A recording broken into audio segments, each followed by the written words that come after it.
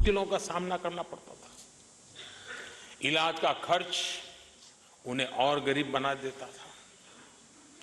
साथियों, प्रिवेंशन और एफोर्डेबिलिटी के साथ साथ देश में जरूरी इंफ्रास्ट्रक्चर पर भी तेजी से काम चल रहा है।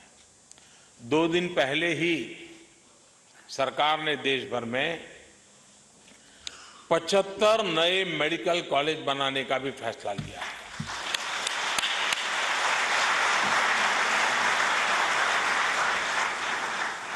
हमारी कोशिश है देश के हर जिले में एक मेडिकल कॉलेज बनाने के लक्ष्य की तरफ हम कदम आगे बढ़ा रहे हैं। इससे गंभीर बीमारियों के इलाज के लिए सुविधाओं में बढ़ोतरी तो होगी ही, साथ ही एमबीबीएस की करीब 16,000 सीटें बढ़ेगी।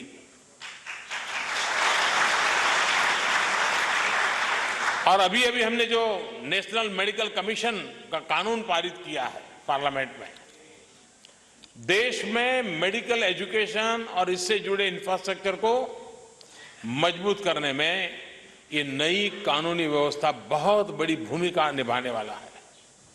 साथियों, सिर्फ मॉडर्न मेडिसिन ही नहीं, आयुष की शिक्षा में भी अधिक और बेहतर प्रोफेशनल्स आए, इसके लिए आवश्यक सुधार किए जा रहे हैं। विशेष तौर पर जिस प्रकार टेक्नोलॉजी का उपयोग किया जा रहा है, वो आयुष को भविष्य के लिए तैयार करने में बहुत मदद करेगा। आयुष ग्रिड का आइडिया पूरे देश में, जैसे वन नेशन वन टैक्स है, one nation one mobility card है, उसी प्रकार से अब पूरे देश में आयुष ग्रिड करने का आइडिया, ये भी बहुत प्रशंसनीय है। इससे आयुष से इस विषय के साथ जुड़े हुए अनेक जो साइलोस हैं, टुकड़ों में बिखरा हुआ जो माहौल है, इन सबको एक कर करके एक होमोजीनियस व्यवस्था, इसको बनाने में बहुत बड़ी सफलता मिलेगी। भाई और बहनों, आयुष का मेडिकल का जो ये आधुनिक इंफ्रास्ट्रक्चर तैयार हो रहा है, उसके लाभ भी व्यापक है। हेल्थ केयर के साथ साथ ये भारत में रोजगार निर्माण का बहुत बड़ा जरिया साबित हो रहा है। विशेष तौर पर छोटे छोटे गांवों, कस्बों, टियर 2, टियर 3 शहरों के युवा साथियों, उनको मेडिकल और पैरामेडिकल एजुकेशन घर के पास ही मिलने की संभावना बनी है। नए अस्पताल बनने से मेडिकल से जुड़ा एक पूरा इकोसिस्टम यहां डेवलप हो रहा है। इनमें कम पढ़े लिखे युवाओं से लेकर डिग्री, डिप्लोमा धारक युवा साथियों को भी रोजगार के नए इस अवसर उपलब्ध होने वाले हैं। भाई और बहनों, आज जब हम $5 ट्रिलियन इकोनॉमी के लक्ष्य को लेकर चल रहे हैं, तब आयुष की बहुत बड़ी भूमिका रहने वाली है। आने वाले कुछ सालों में भारत में प्रिवेंटिव हेल्थ केयर मार्केट का भी बहुत विस्तार होने वाला है। यह बहुत बड़ा अवसर है। हमें अपने प्रिवेंटिव हेल्थ केयर सिस्टम को पूरी दुनिया के लिए एक आकर्षक ब्रांड के रूप में विकसित करना होगा। दुनिया के 17 देशों के साथ हमने जो समझौते किए हैं, अभी हमें इसमें और गति लाने की जरूरत है। साथियों, योग तो आज पूरे विश्व में जीवन का अहम हिस्सा हो चुका है। और मजा यह है कि कोई योग को क्वेश्चन नहीं करता है, सब कन्विंस है, हाँ ये सही रास्ता है। ये छोटी बात नहीं है जी। आज आप किसी से योग की बात करो, वो इतना कहेगा भाई मैं नहीं कर सकता, मेरा तो शरीर काम नहीं करता है। लेकिन कोई ये नहीं कहता कि रास्ता गलत है, कोई नहीं कहेगा आपको। ये बहुत बड़ा अचीवमेंट होता है जी। हिंदू दुनिया का कोई भी व्यक्ति जो भाषा भी नहीं जानता है, भारत के विषय में कोई अता पता नहीं है, वो भी अगर जब योग की बात आती है तो लगता है अच्छा होता मैं जुड़ जाता। यानी सदियों से हमारे महापुरुषों ने इस एक विधा को लेके जो समर्पण किया है, उस समर्पण ने दुनिया के वेलनेस में कितना बड़ा कंट्रीब्यूट कर पाता है, इसका आज हम गर्व के साथ संतोष ले सकते हैं। बीते 5 वर्षों में अंतर्राष्ट्रीय योग दिवस पर दुनिया भर में जो उत्साह योग के लिए दिखा है वो अभूतपूर्व है। और मेरा तो क्या हो गया है कि मैं दुनिया में कहीं पर भी जाता हूं, कितना ही बड़ा लीडर हो, बात की शुरुआत योग से ही होती है।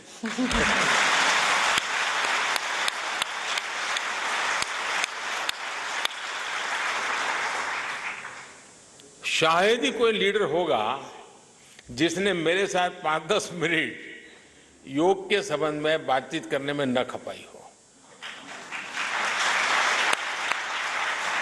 कुछ लोगों ने जानना चाहा है, कुछ लोगों को मैंने बाद में लिटरेचर भेजा है, कुछ लोग अब अपने आप प्रैक्टिस भी कर रहे हैं। अभी थोड़ा बदलाव आया है। अभी मैं भूटान गया था तो योगा के बदला मैन वर्सेस वाइल्ड का डिबेट जरा ज्यादा हो रहा था।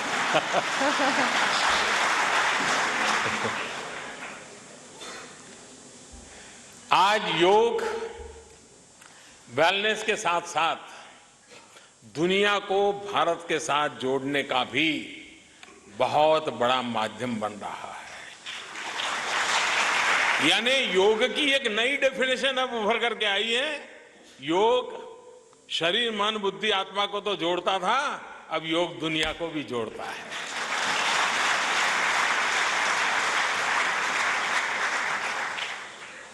अब हमें योग के अलावा आयुष की दूसरी विधाओं को भी दुनिया भर में पहुंचाने के लिए प्रयास करना है। और मैं यहां बैठे हुए उसी दुनिया के लोग हैं, इसलिए मैं कहना चाहूंगा, योग ने खिड़की खोल दी है, दरवाजा खुलने में देर नहीं लगेगी। और योग के पीछे पीछे आयुर्वेद भी चलेगा, होम्योपैथी भी चलेगी, नेचुरोपैथी, सब कुछ घुस जाएगा। आपके दिल दिमाग में पूरी दुनिया होनी चाहिए और दुनिया जो भाषा में समझे उस भाषा में वहां जाने का तरीका ढूंढना चाहिए। बहुत दिन अपने आप को सिकुड़ करके रखा है जी, वक्त बदल चुका है, दुनिया इंतजार कर रही है, चलिए निकल पड़िए।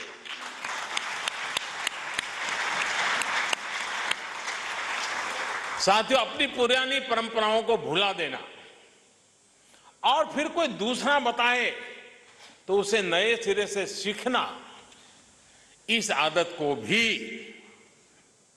हमें बदलना है।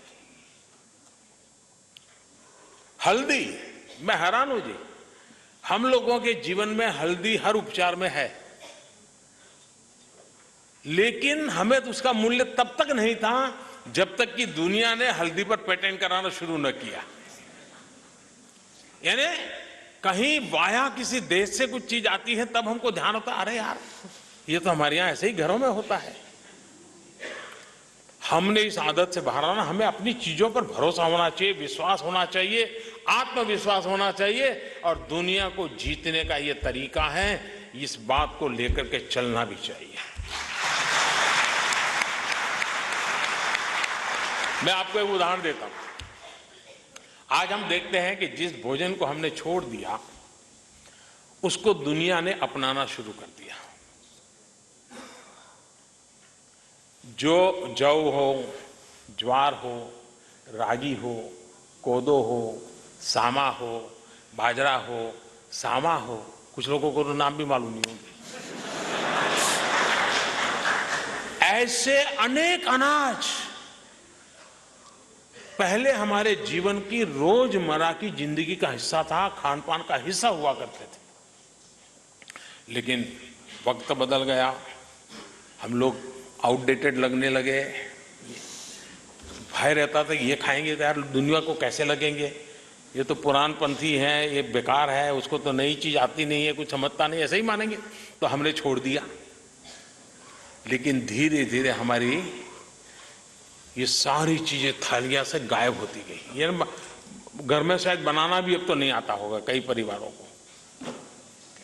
इस खान पान गरीबी, और दूसरा हम लोगों ने क्या कर दिया, हमने हर चीज में अमीरी गरीबी का भेद कर दिया, और इसलिए इस थाली को भी ये खाएं मतलब गरीब, उसको टैग लगा दिया। तो फिर मैं गरीब नहीं हूं ये कहने के लिए भी उसने थाली छोड़ दी। ये बड़ा मनोवैज्ञानिक, इतना बड़ी विकृति हमारे आई है।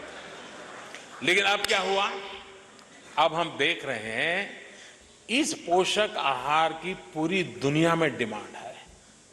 आजकल जब हम ऑनलाइन शॉपिंग पोर्टल पे जाते हैं तो अक्सर हैरान हो जाते हैं, जिस अनाज को कोई फ्री में लेने के लिए भी तैयार नहीं होता था, वो सैकड़ों रुपए किलो के हिसाब से आज दुनिया के लोग ढूंढ रहे हैं।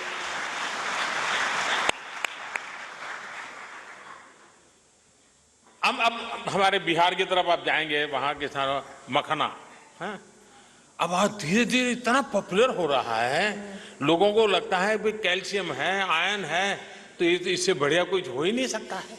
अब धीरे धीरे उसकी, अब हमारा काम है कि उसका ग्लोबल मार्केटिंग कैसे हम खड़ा करें, पैकेजिंग बढ़िया कैसे करें, और उसको जो भाषा में समझ आता है कैसे समझाएं। मैं समझता हूं कि बहुत सी बातें हैं।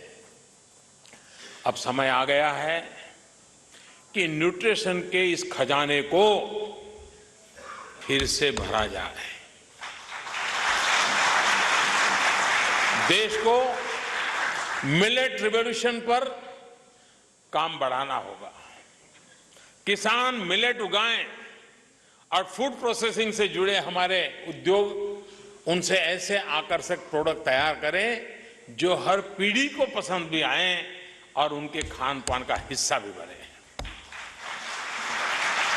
अहम बात यह है कि मिलेट हर प्रकार की मिट्टी में उगता है, और पानी अगर कम भी है तो भी वो अपनी सेवा करना छोड़ता नहीं है। यानी भारत के पास एक बहुत बड़ा एडवांटेज है। हम पूरी दुनिया के लिए मिलेट का उत्पादन कर सकते हैं। इससे प्रिवेंटिव हेल्थ केयर के ब्रांड के रूप में भारत का नाम भी होगा, मानवता की सेवा भी होगी, और किसान की आमदनी भी बढ़ेगी। भाई और बहनों, आयुष का एक और पहलू है जिस पर हमें और गंभीरता से काम करने की जरूरत है।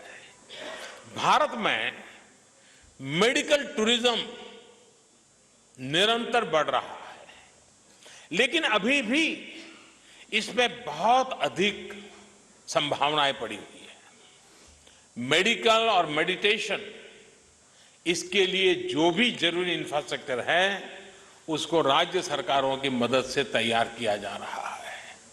आप हैरान होंगे, दुनिया के 5 स्टार होटल्स में अगर जिम है तो बगल में योगा रूम भी बन गए हैं।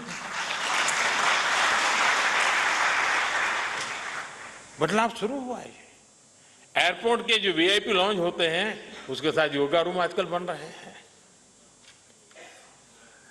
हम किस प्रकार से चीजों को ले जाते हैं इस पर डिपेंड करता है। मेरा आयुष मंत्रालय से विशेष आग्रह रहेगा कि अलग अलग मंत्रालयों और विभागों से इस बारे में संपर्क करते रहें। मेडिकल टूरिज्म को हमें देश के हर हिस्से में ले जाना है। विशेष तौर पर नॉर्थ ईस्ट में इसके लिए बहुत संभावनाएं हैं।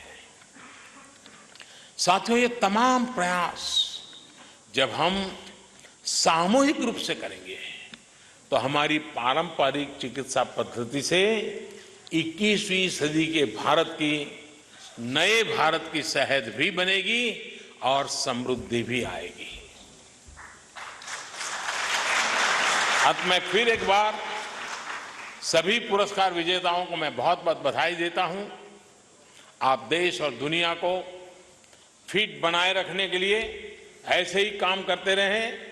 इसी कामना के साथ आप सबका बहुत बहुत धन्यवाद। नमस्कार।